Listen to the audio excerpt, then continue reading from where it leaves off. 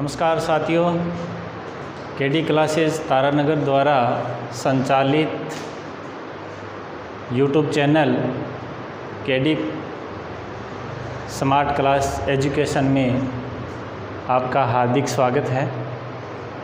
तो आज हम राजस्थान के भूगोल का एक टॉपिक स्टार्ट करते हैं और उस टॉपिक का नाम है राजस्थान की स्थिति एवं विस्तार। यानी राजस्थान के भूगोल की शुरुआत यहीं से होती है। राजस्थान की स्थिति एवं विस्तार, तो बात कर लेते हैं पहले राजस्थान की स्थिति ही। यानी राजस्थान की जो स्थिति है वो तीन तरह से ज्ञात होती है। यानी राजस्थान की स्थिति हम तीन तरह से ज्ञात करते हैं। कौन कौन से है देखो। यानी राजस्थान की जो पहली स्थिति है वो है ग्लोब पर। यानी ग्लोब पर राजस्थान की क्या स्थिति है। दूसरा है एशिया के मानचित्र पर। एशिया के मानचित्र पर, यानी एशिया के मानचित्र पर राजस्थान की क्या स्थिति है। और तीसरा है भारत के मानचित्र पर। तो भारत के मानचित्र पर राजस्थान की निरपेक्ष स्थिति बोल दो या स्थिति बोल दो। तो स्थिति यानी दिशा। तो ग्लोब पर राजस्थान की क्या दिशा है, एशिया के मानचित्र पर किस दिशा में और भारत के मानचित्र पर। तो राजस्थान की स्थिति है वो कितने संदर्भ में पूछी जाती है, तीन संदर्भ में पूछी जा सकती है। तो पहला संदर्भ देखते हैं ग्लोब पर। यानी ग्लोब पर राजस्थान की या संपूर्ण पृथ्वी पर, संपूर्ण पृथ्वी पर राजस्थान की स्थिति। तो देखो ग्लोब पर राजस्थान की स्थिति की बात करते हैं। जैसे ये हमारा ग्लोब है, ग्लोब, और ग्लोब पर कुछ काल्पनिक रेखाएं खींची गई है। जैसे यह है पूर्व, यह है पश्चिम और यह है पूर्व। यानी हम कह सकते हैं कि पश्चिम से पूर्व की ओर जो रेखाएं खींची जाती है उन रेखाओं को कहते हैं अक्षांश रेखा। कौन सी रेखा कहते हैं इनको, अक्षांश। यानी हम राजस्थान की स्थिति देख रहे हैं ग्लोब पर। तो पहले ग्लोब को समझना है। यानी ग्लोब पर जो पश्चिम से पूर्व की ओर जो रेखाएं खींची जाती है उन रेखाओं को क्या कहते हैं, अक्षांश रेखा कहते हैं। और ग्लोब के जो बीचों बीच, यानी पृथ्वी के जो मध्य से जो बीचों बीच जो रेखा खींची जाती है उस रेखा को बोलते हैं 0 डिग्री अक्षांश रेखा। 0 डिग्री अक्षांश रेखा, और इसे ही बोलते हैं भूमध्य रेखा। 0 डिग्री अक्षांश रेखा बोल दो या भूमध्य रेखा बोल दो, जो पृथ्वी अर्थात ग्लोब के बीचों बीच होकर गुजरती है। और जो 0 डिग्री जो अक्षांश रेखाएं हैं वो पृथ्वी को दो भागों में बांटती है। देखो ध्यान से दिख भी रहा है, ये 0 डिग्री अक्षांश रेखा है और ये हमें पृथ्वी को कितने भागों में बांट रही है, दो भागों में। यानी एक भाग ये हो गया और एक भाग ये हो गया। ये भाग उत्तर वाला भाग होता है जिसे बोलते हैं उत्तरी गोलार्ध बोला जाता है, ठीक है। और ये दक्षिण वाला भाग है तो इसे बोलते हैं दक्षिणी गोलार्ध। क्या बोला जाता है, दक्षिणी गोलार्ध। उत्तर वाले भाग को उत्तरी गोलार्ध और दक्षिण वाले भाग को क्या बोला जाता है, दक्षिणी गोलार्ध बोला जाता है। इसी तरह ग्लोब पर उत्तर से दक्षिण की ओर जो रेखाएं खींची जाती है उन्हें कहते हैं देशांतर रेखाएं। यानी उत्तर से जो दक्षिण की ओर जो रेखाएं खींची जाती है वह काल्पनिक रेखा, जिन्हें क्या कहा जाता है, देशांतर रेखा कहते हैं। और जो पृथ्वी के बीचों बीच से जो देशांतर रेखाएं गुजरती है उन्हें बोलते हैं 0 डिग्री देशांतर रेखा। 0 डिग्री देशांतर रेखा। तो 0 डिग्री देशांतर रेखा भी जो बीचों बीच पृथ्वी के अर्थात गोलार्ध के बीचों बीच होकर जो गुजरने वाली काल्पनिक रेखा है। तो जैसे अक्षांश रेखा है वो पृथ्वी को 2 भागों में बांटती है, वैसे 0 डिग्री देशांतर रेखा भी पृथ्वी को 2 भागों में बांटती है। जैसे ये 0 डिग्री देशांतर रेखा है, इसके पूर्वी वाला भाग है जिसे पूर्वी गोलार्ध बोला जाता है, और इसके जो पश्चिमी भाग है उसे क्या बोला जाता है? पश्चिमी गोलार्ध। तो 0 डिग्री देशांतर रेखा के पूर्वी वाला पूर्वी गोलार्ध हो जाएगा, पश्चिम वाला पश्चिमी गोलार्ध। और पूर्वी गोलार्ध में जो भी रेखाएं खींची जाती है देशांतर रेखाएं, उन्हें पूर्वी देशांतर रेखा कहते हैं, और पश्चिमी गोलार्ध में जो देशांतर रेखाएं खींची जाती है उन्हें पश्चिमी देशांतर रेखा कहते हैं। तो ये हमने उत्तरी गोलार्ध, दक्षिणी गोलार्ध, पूर्वी गोलार्ध और पश्चिमी गोलार्धों के बारे में देखा है। अब देखो राजस्थान की स्थिति, यानी ये जो गोलार्ध है और गोलार्ध पर हमें 0 डिग्री अक्षांश रेखाएं और 0 डिग्री देशांतर रेखाएं जो पृथ्वी को 2 समान भागों में विभाजित करती है। अब देखो राजस्थान की जो स्थिति है ग्लोब पर वो यहाँ पर है, यानी ये राजस्थान की क्या है? यहाँ पर स्थिति है। अब बताओ राजस्थान की ये स्थिति है, तो राजस्थान की अक्षांश की बात करते हैं तो कौन से गोलार्ध में आता है? उत्तरी गोलार्ध में आता है। और देशांतर की हम बात करते हैं तो पूर्वी गोलार्ध। ठीक है, तो अक्षांश में देखेंगे तो उत्तरी गोलार्ध और देशांतर के हिसाब से देखेंगे तो पूर्वी गोलार्ध। तो ये देखो 0 डिग्री देशांतर रेखा के उत्तर में है और 0 डिग्री देशांतर रेखा की क्या है? पूर्व में है। तो इसलिए कौन सा गोलार्ध हो जाएगा? उत्तरी पूर्वी गोलार्ध। तो पहला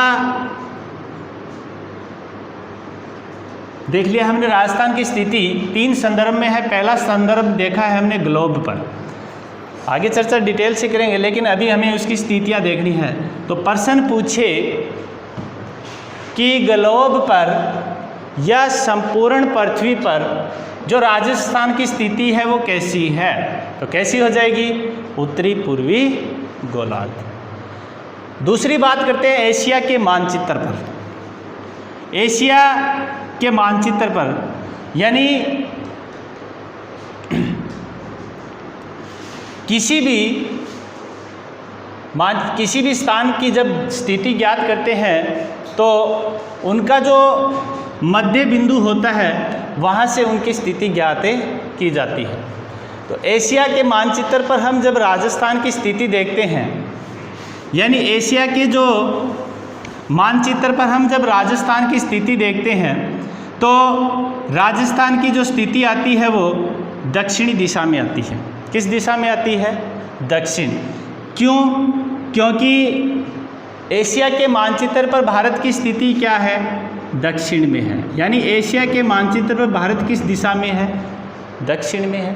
तो अब भारत दक्षिण में है तो राजस्थान किसका हिस्सा है? भारत का ही हिस्सा है। तो भारत राजस्थान भी एशिया के मानचित्र पर किस दिशा में स्थित है? दक्षिणी दिशा में। तो दूसरी बात, एशिया के मानचित्र पर राजस्थान की स्थिति पूछे तो कौन सी दिशा हो जाएगी? दक्षिणी दिशा हो जाएगी। तो 2 संदर्भ पढ़ लिए हमने। अब देखो इसको याद रखने का एक तरीका और भी है, आपको ध्यान है तो देखो, एशिया जो महाद्वीप है उसमें एक कुछ देश हैं जिनका एक संगठन चलता है, उसका नाम है दक्षेस, जिसे हम बोलते हैं सार्क, यानी दक्षिणी एशियाई क्षेत्रीय सहयोग संगठन। और ये जो संगठन है दक्षेस, इस दक्षेस का एक सदस्य भी है भारत। यानी कुल टोटल इसमें 7 देश हैं वर्तमान में। कितने देश हैं इसमें? 7, उनमें से भारत भी एक क्या है, हिस्सा है इसका संगठन का। और इस संगठन में वही देश भाग लेते हैं किस, दक्षिणी एशिया के। किस एशिया के, दक्षिणी एशिया के जो देश एशिया में शामिल है वो ही इस संगठन में क्या लेते हैं, भाग लेते हैं। तो भारत दक्षिणी दिशा में स्थित है, इसीलिए दक्षेस का क्या है, सदस्य है। और दक्षेस की स्थापना यह हुई थी 1985 8 दिसंबर। तो ध्यान रखना, दक्षेस की जो स्थापना हुई थी, ये जो संगठन बना था दक्षेस सार्क, ये 8 दिसंबर 1985 को बना था, ठीक है। और वर्तमान में इसमें टोटल देश कितने हैं, 7 देश हैं, उन्हीं में से एक भारत भी शामिल है। तो एशिया के मानचित्र पर राजस्थान की स्थिति पूछे तो दक्षिण दिशा। तीसरा, भारत के मानचित्र पर, भारत के मानचित्र पर राजस्थान की क्या स्थिति है भाई। देखो, भारत के मानचित्र पर आपको ध्यान ही है, राजस्थान की जो स्थिति है, ये जैसे भारत के ये राजस्थान की स्थिति भारत के मानचित्र पर हम देखते हैं तो यहाँ पर आती है राजस्थान की स्थिति, यानी ये दिशा होती है उत्तर और ये दिशा है पश्चिम। तो उत्तर और पश्चिम के जो बीच का भाग है उसे बोलते हैं उत्तरी पश्चिम। ध्यान है, यानी उत्तर और पश्चिम के जो बीच का भाग है उसे क्या बोला जाता है, उत्तरी पश्चिम। तो भारत के मानचित्र पर राजस्थान किस दिशा में है, उत्तरी पश्चिमी दिशा में है। लेकिन सबसे इम्पोर्टेंट बात ये ध्यान रखना, यानी भारत के मानचित्र पर, यानी भारत के मानचित्र पर किसी भी स्थान की जब दिशा ज्ञात की जाती है, कोई भी स्थान होता है उसकी दिशा, उसके केंद्र, जो एक केंद्र बिंदु माना जाता है, उस केंद्र बिंदु के हिसाब से जो स्थान होते हैं उनकी दिशाएं ज्ञात की जाती है। तो भारत के मानचित्र में जो किसी भी स्थान की जो दिशा ज्ञात की जाती है उसका जो केंद्र बिंदु माना गया है वो माना गया है नागपुर को। किसको माना गया है, नागपुर। और नागपुर कहाँ पड़ता है, महाराष्ट्र। यानी नागपुर महाराष्ट्र को क्या माना गया है, केंद्र बिंदु मानकर माना गया है। और ये जो इस केंद्र बिंदु को ब्रिटिश काल में ही इसको क्या किया गया था, निर्धारित कर दिया गया था। यानी ब्रिटिश शासन काल में ही इस नागपुर महाराष्ट्र को क्या माना जाता है, केंद्र बिंदु। और भारत के मानचित्र पर राजस्थान की जो स्थिति है वो कैसी है, उत्तरी पश्चिमी राजस्थान। सीधा याद रह जाए तो ठीक है, लेकिन ध्यान रखना भारत के किसी भी स्थान की जो दिशा ज्ञात की जाती है उसका केंद्र बिंदु किसा माना गया है, तो किस केंद्र बिंदु से ज्ञात की जाती है, नागपुर। नागपुर कहाँ पड़ता है, महाराष्ट्र में पड़ता है। तो हमारी बात राजस्थान की स्थिति की चल रही है। तो राजस्थान की स्थिति है वो 3 संदर्भ में हम ज्ञात करते हैं। पहली है ग्लोब, अर्थात संपूर्ण पृथ्वी पर। संपूर्ण पृथ्वी ग्लोब पर राजस्थान की जो स्थिति है वो है उत्तरी पूर्वी गोलार्ध। फिर एशिया के मानचित्र, एशिया के मानचित्र पर राजस्थान की स्थिति क्या है, एशिया के मानचित्र पर राजस्थान दक्षिणी दिशा में है। क्यों, क्योंकि भारत भी किस दिशा में है, दक्षिण दिशा में है। और भारत एक किस संगठन का सदस्य है, दक्षेस का सदस्य है। दूसरी बात, भारत के मानचित्र पर, और भारत के मानचित्र पर राजस्थान की स्थिति है उत्तरी पश्चिमी, उत्तरी पश्चिमी। अब इसके बाद हम बात करते हैं राजस्थान की स्थिति के बाद राजस्थान का विस्तार। राजस्थान की स्थिति हमारी 3 संदर्भ में पूछी गई है। अब बात करते हैं राजस्थान के विस्तार की। देखो, जिस तरह से राजस्थान की स्थिति 3 संदर्भ में ज्ञात की जाती है, उसी तरह राजस्थान का विस्तार भी कितने संदर्भ में ज्ञात किया जाता है, 3 तरह से। यानी राजस्थान का विस्तार भी कितने तरह से, 3 तरह से। कौन कौन से, देखो। 1 नंबर, पहला है सामान्य विस्तार। राजस्थान का विस्तार भी कितने तरीके से, 3 तरीके से। सामान्य विस्तार। दूसरा है अक्षांशीय विस्तार। दूसरा कौन सा विस्तार है भी? अक्षांशीय विस्तार। तीसरा है देशांतरीय विस्तार। तो राजस्थान का विस्तार भी कितने संदर्भ में? 3 संदर्भ में ज्ञात किया जाता है। सामान्य विस्तार, अक्षांशीय विस्तार और तीसरा है देशांतरीय विस्तार। बात करते हैं हम सामान्य विस्तार की, यानी राजस्थान का सामान्य विस्तार क्या है? तो देखो,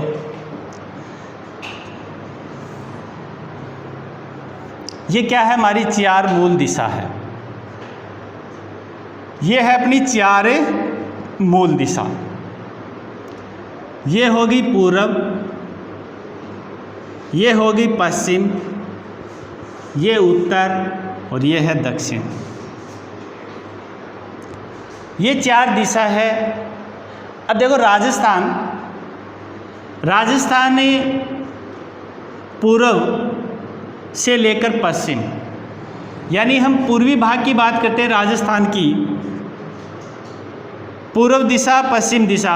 पूर्वी दिशा के अंदर राजस्थान का जो अंतिम जिला आता है उस जिले का नाम क्या है? धौलपुर। धौलपुर जिला है। पश्चिम में कौन सा जिला पड़ता है? जैसलमेर। यानी राजस्थान के पश्चिम में अंतिम जिला कौन सा? जैसलमेर। पूर्व में कौन सा जिला? धौलपुर जिला है। उसी तरह हम उत्तर की बात करते हैं तो राजस्थान के उत्तर का अंतिम जिला कौन सा? गंगानगर। और दक्षिण में बांसवाड़ा। तो ये 4 जिले हैं, चारों दिशाओं में स्थित है। अब बात करते हैं इनकी तहसील की, यानी ये तो थी जिलों की बात। फिर बात करते हैं इसकी तहसील, यानी पूर्व में कौन सी तहसील है, पश्चिम में अंतिम तहसील कौन सी है, उत्तर में कौन सी है, दक्षिण में कौन सी। देखो बात करता हूँ मैं उत्तर। उत्तर के अंदर जो तहसील है वो गंगानगर जिले की तहसील ही है, खुद ही तहसील है गंगानगर। तो उत्तर में गंगानगर तहसील है, ध्यान रखना। दक्षिण में कुशलगढ़। दक्षिण में जो तहसील लगती है वो कौन सी तहसील है? कुशलगढ़। यानी जिला पूछे तो बांसवाड़ा, तहसील पूछे तो कुशलगढ़। पूर्व में जो तहसील लगती है उस तहसील का नाम है राजाखेड़ा। कौन सी तहसील लगती है? राजा। और पश्चिम में जो तहसील लगती है वो जैसलमेर की सम तहसीलें लगती है। देखो हम पूर्वी जिलों की बात कर ली है, जो दिशाओं में अंतिम स्थान है उनकी जिलों की बात कर ली, तहसील की। अब बात करते हैं अंतिम स्थान या गांव। तो अंतिम स्थान की बात करते हैं तो उत्तर में राजस्थान का जो अंतिम गांव है, जो अंतिम स्थान है, उसका नाम है कोणा गांव। कौन सा गांव? कोणा गांव। दक्षिण में बात करता हूँ तो दक्षिण में जो अंतिम गांव लगता है उसका नाम है बोरकुंडा। बोरेकुंडा। तो अंतिम गांव है बोरकुंडा, तहसील है कुशलगढ़ और जिला कौन सा है? बांसवाड़ा है। बात करता हूँ पूर्व की। पूर्व के मायने राजस्थान में जो जिला है, पूर्वी जिला स्थान है, उसका नाम है शिलान। और शिलान जो गांव है इसका अभी वर्तमान में भी इसका नाम परिवर्तन करके और शिलावट नाम रख दिया है। क्या नाम रख दिया है? शिलावट। तो शिलावट बोल दो चाहे शिलान बोल दो, बात एक ही है।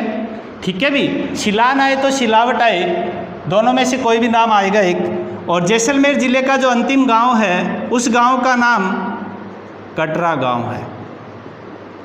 तो हमने ये 4 ज़िले जो तहसील और गांव की बात कर ली। अब देखो बात करते हैं राजस्थान के पूर्व से पश्चिम और उत्तर से दक्षिण की ओर विस्तार की बात करते हैं। राजस्थान के उत्तर से दक्षिण का जो विस्तार, यानी राजस्थान के जो उत्तर से जो दक्षिण का विस्तार है उसे बोलते हैं राजस्थान की लंबाई। क्या बोला जाता है? राजस्थान की लंबाई बोला जाता है। यानी राजस्थान उत्तर से दक्षिण में जो राजस्थान फैला हुआ है वो राजस्थान की क्या मानी जाएगी, लंबाई है। और राजस्थान की लंबाई ध्यान रखना 826 किलोमीटर। और पूर्व से पश्चिम जो राजस्थान का विस्तार है वो बोली जाएगी राजस्थान की चौड़ाई। क्या बोली जाएगी, राजस्थान की चौड़ाई। और राजस्थान की जो चौड़ाई है यानी इस सिलान गांव से लेकर कटरा के जो तक जो विस्तार है जिसको चौड़ाई बोला जाता है वो है 869 किलोमीटर है। कौन कितनी है, 869 किलोमीटर। तो देखो राजस्थान की लंबाई और चौड़ाई समान नहीं है, यानी लंबाई की अपेक्षा चौड़ाई क्या है, अधिक है। तो ध्यान रखना राजस्थान की लंबाई की अपेक्षा क्या है, अधिक चौड़ाई है। तो राजस्थान की लंबाई और चौड़ाई अधिक है। तो इसके अंतर की भी बात कर लेता हूँ। तो इसमें जो अंतर पूछे तो आपको ध्यान रखना 869 में से 826 माइनस करोगे तो उसकी लंबाई और चौड़ाई में क्या आ जाएगा, अंतर आ जाएगा। और ये अंतर कितना आ जाएगा, 43 किलोमीटर। तो ये लंबाई और चौड़ाई में अंतर आ रहा है 43 किलोमीटर। तो ये 43 किलोमीटर क्या है, चौड़ाई अधिक है।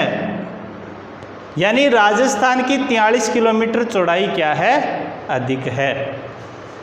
तो राजस्थान की लंबाई और चौड़ाई क्या नहीं है, समान नहीं है। तो एक बात ध्यान रखना, राजस्थान की अगर लंबाई और चौड़ाई समान नहीं है यानी लंबाई की अपेक्षा चौड़ाई क्या है जी, अधिक है। अब लंबाई की अपेक्षा राजस्थान की चौड़ाई अधिक है यानी लंबाई और चौड़ाई समान नहीं है, इसलिए जो राजस्थान का आकार है वो है पतंगाकार। कैसा आकार है, पतंगाकार है।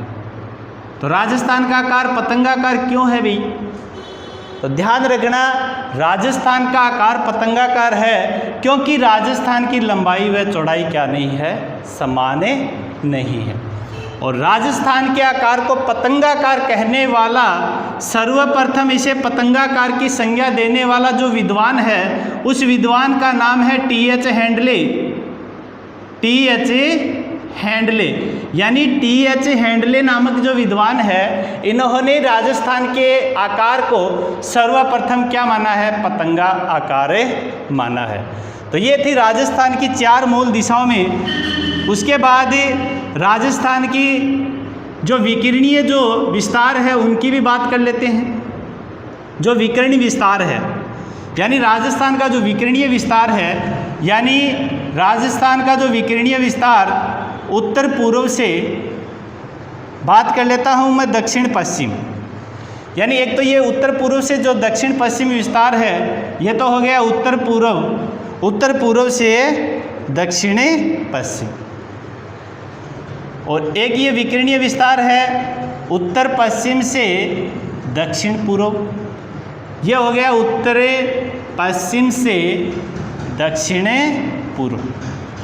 तो ये राजस्थान का विकिरणीय विस्तार है। ध्यान रखना उत्तर पूर्व से दक्षिण पश्चिम और उत्तर पूर्व से दक्षिण पश्चिम जो राजस्थान का जो विस्तार है वो है 784 किलोमीटर। कितना विस्तार है, 784 किलोमीटर है।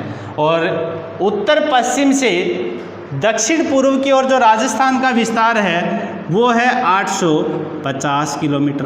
कितना है, 850 किलोमीटर है।